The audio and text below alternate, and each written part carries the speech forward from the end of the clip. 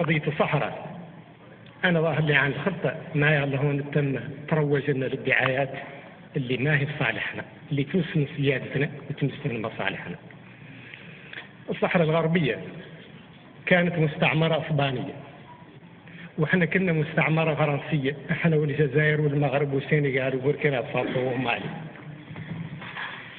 كانت تتعامل معها الدولة الفرنسية تتعامل مع المملكة الإسبانية، ومنين تقلت موريتانيا عادت موريتانيا تتعامل مع المملكة الإسبانية في قضايا علاقتها مع الصحراء.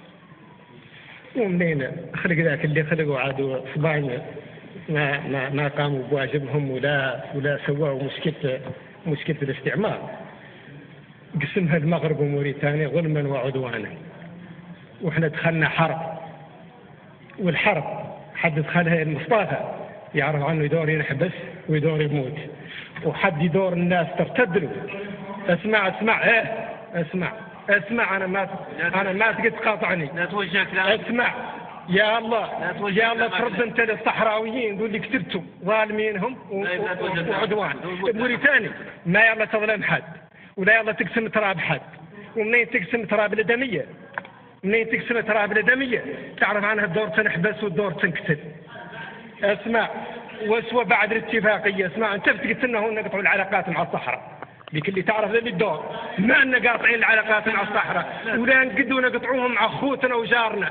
المغرب ما هي جارتنا، الخلطة المغرب بيننا معاه الصحراء الغربية، والأمم المتحدة معترفة أنها أرض ما زالت ما وصفات من الاستعمار، وأهلها مسلحين ومتان، والمغرب أخير فيه ما ينطلسوا عليه مرة أخرى ما تطلس عليه الأمم المتحدة، ولا يتعقبوا أنتم اللي تتلودوا المشاكل هناك جايبين المشاكل الموريتانية، لا يتعقبوا تجيبوا الحرب للمغرب. معناه له أكثر من العلاقات مع الجزائر، وأكثر من العلاقات مع المغرب، واكثر من العلاقات مع الصحراء اللي هون وحدين ناسيينهم. الصحراء هي اللي عندنا معها الحدود، المغرب عنده طريق فاتحه الامم المتحده وتقدر تنقفل كل وقت.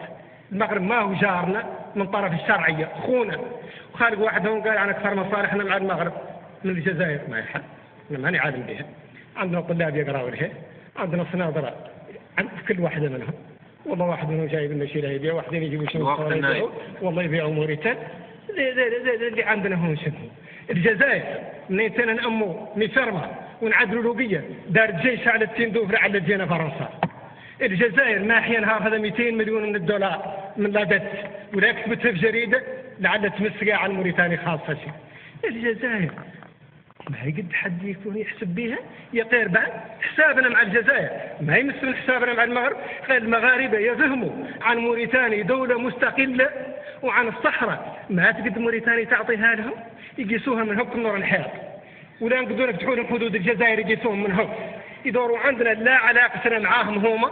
وانا بعد راني لكم ماني من حد يبطل العلاقه مع المغرب تنتس بقد القياس يقير ليلوبي ماروكان، والموريتانيين اللي يشتغلوا معاهم يعطونا العافيه الوقت. الحياد معناها علاقة حسنة، ومع الصحراء ما تفتح سفارة للصحراء معالي الوزير، ويعرف المغرب انك تقدر تفتح على السفارة غير ما مسيت من علاقته هو معاها، غير ما تخلي السفارة الصحراء تسمي المغرب.